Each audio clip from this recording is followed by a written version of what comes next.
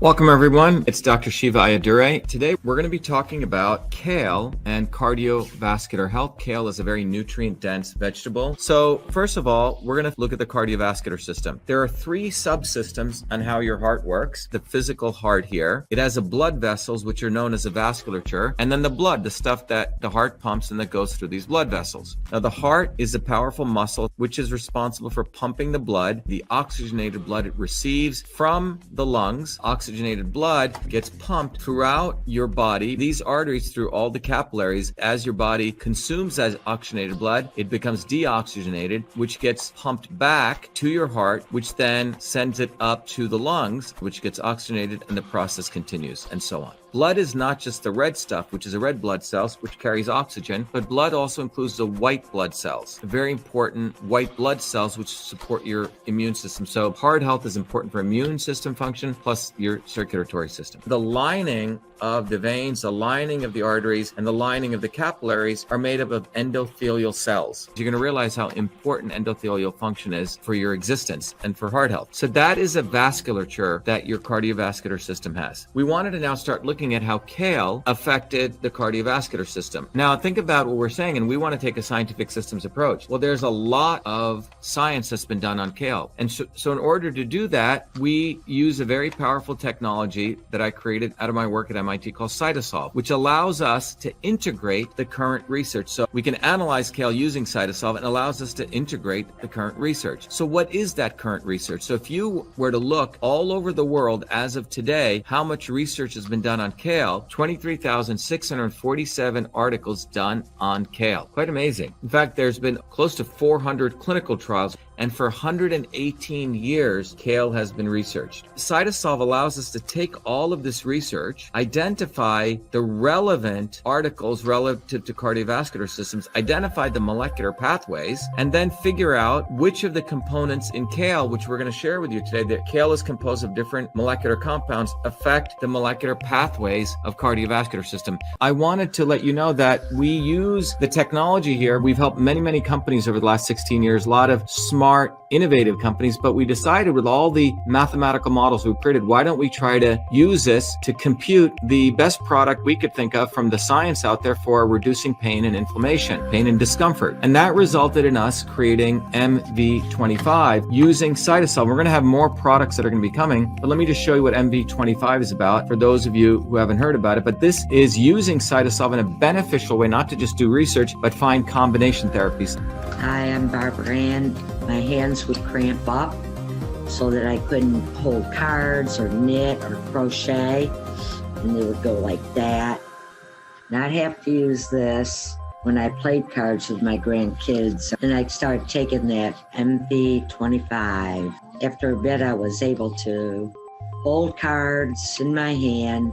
Very little cramping, hardly at all anymore. MV25. Hi, my name is Sandy. I'm a Taekwondo instructor. I tore my ACL during Taekwondo. I had a lot of pain and limited mobility. I've been taking the MV25 for about 6 months now. After the first week, I noticed a big difference. After the second week, almost literally no pain. My name is Jeremy, and I suffer from a lower back problem. Hurt my back at work years ago, and I can go to the chiropractor, do all kinds of different things, and nothing seems to help. And I decided to try MV25. I didn't notice a difference immediately, but within a few days the pain went away, and it stayed away. I've continued to take it, and even when I do things that I shouldn't do, it seems to go away a lot quicker than it ever did before. It's clean food certified. It's made in the US. If you go to BAShiva.com, right on the shop, you'll click there, or you can go right to mv25.life, either way.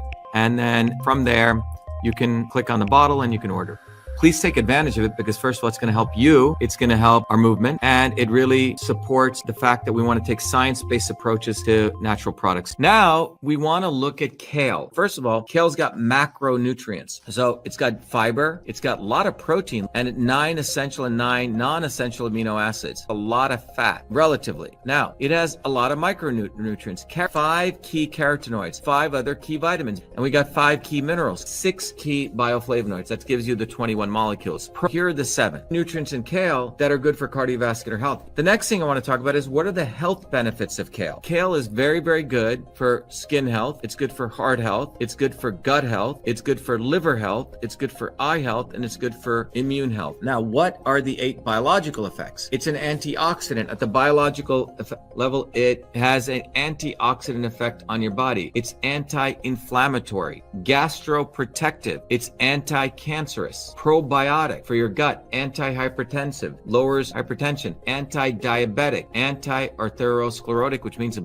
breaks up plaque. All right. So those are the 8 biological effects of kale. So as I mentioned, one of the key things here is endothelial function. So I want to talk about nitric oxide and heart health and why endothelial function matters. Nitric oxide is obviously a molecule, and it's a potent vasodilator. That means it opens up blood vessels, and it's key to maintaining blood pressure in your body. It's generated when eNOS, endothelial nitric oxide synthase, catalyzes L-arginine, which is an amino acid. So that's one endothelial cell right there. When blood flows over it, that's your shear stress. And here's a little structure on your endothelial cell. It looks like a Christmas tree. That's called the glycocalyx right here. And when blood flows over it, this structure shakes and it moves. And that, guess what, releases eNOS. That's this chemical. So the movement of blood moves the glycocalyx, and that is what releases eNOS. Very powerful. And there's all these chemical pathways. So the body is a very, very interesting machinery. How does kale affect the cardiovascular system? And in order to understand this, we're going to look at 3 molecular systems. So those molecular systems are known to affect anti-hypertensive effect, hypertension, anti-diabetic effect, and anti-arteriosclerotic effect, which means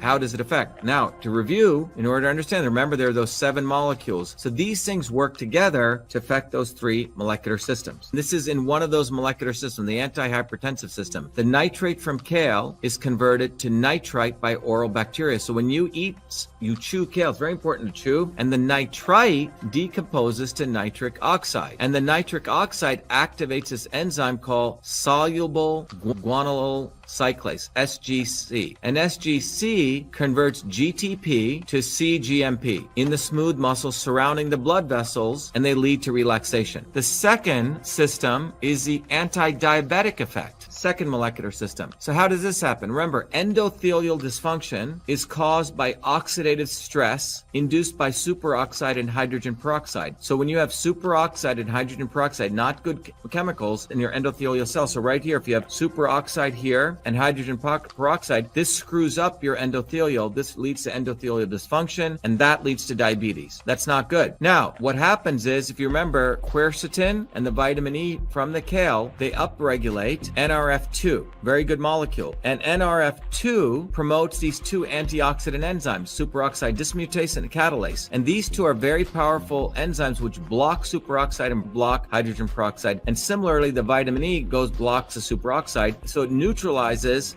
these 2 not so good, right? Superoxide, hydrogen peroxide, ROS, reactive oxygen species. So it promotes the anti-diabetic effect because you dissuade endothelial dysfunction. And finally, the third molecular system is anti-arteriosclerotic effect, which means the formation of plaque. LDL, which is the bad cholesterol, low density lipoprotein, that gets typically oxidized to OXLDL due to oxidative stress, which comes from superoxide. And this leads to arterial plaque formation. You don't want this. So guess what happens? To intervene in this molecular system, the lutein, the zeaxanthin, the vitamin C, the vitamin E, and the quercetin, all of these very important players come in and they block the superoxide. So the LDL doesn't get converted to OXLDL, so you don't get the plaque formation. There you go. Is kale right for you? What you see here is kale increases the forces of transport. It stabilizes the forces of conversion, which is also known as pitta in the Indian system, or kapha, a storage. But it will increase transport, like bowel movement,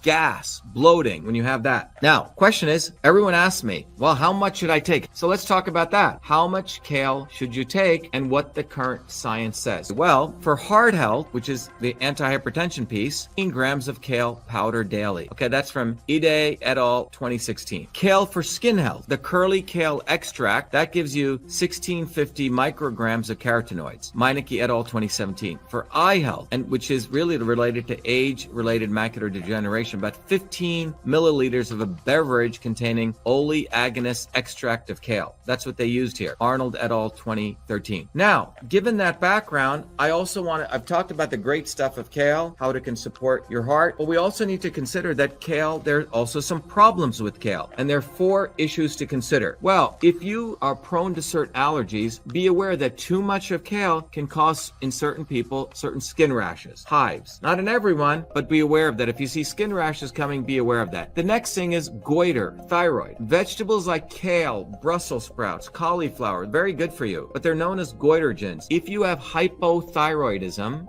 where your thyroid's already sort of working slow, and you eat lots of kale, too much kale, it's going to affect hypothyroidism. By the way, one way you can do that is there are seaweed, sea vegetables, support your hypothyroidism, and I could do a whole video on that. So that's a second issue that you need to be aware of. Kidney stones and oxalates. What are oxalates? The green vegetables like spinach, I have to be very careful because not with oxalates, but spinach has something called solanine. I'll get inflammation. My body type. Oxalic acid gets produced from these things called oxalates. And if you are prone to kidney stones, be careful with eating too many green vegetables. I'm not saying don't eat greens, but be aware. That's another issue. And the third is digestive bloating. If you're already prone to get bloating, some people go on these raw food diets and they eat too much kale and they get bloating, and then it's hard to frankly metabolize food and people actually put on weight. So we have to be aware there are problems with kale, and these are the 4 issues that you should consider. Is all kale good? And the real question comes down to organic versus conventional. Organic kale is preferred over conventionally grown kale. Now, conventionally grown kale may contain over 18 different pesticides that are linked to lung, liver, kidney, thyroid toxicity, and are carcinogenic. And we know that organic farming produces healthier produce free of these pesticides. So if you're going to choose kale and you have the ability, please get the organic versus conventional, or explore what you need to do to really clean that kale up. There's many, many different things. I'll do a video on that if you want. So again, when it comes to all kale is good, my position is no. If I were you, I would get organic kale. So finally, I also want to let you know that it is our movement, and Cytosolve was very instrumental in creating a clean, certified, and certified raw labels. And you'll see these on products if you go online. And this is why, and the certified clean label means the products are safe. They means that farm to table, how were they processed, minimally processed, and bioavailability of nutrients. So the clean and raw certified are even a much higher standard than organic, because it's not just about organic, it's a number of constitutive things. So keep an eye on that. Hi everyone, this is Dr. Shiva Ayyadurai. Before we continue with this, I want to just remind everyone that because of the massive censorship and shadow banning that still continues on social media platforms, I'd like you to click the link to continue watching this on our own platform at vashiva.com.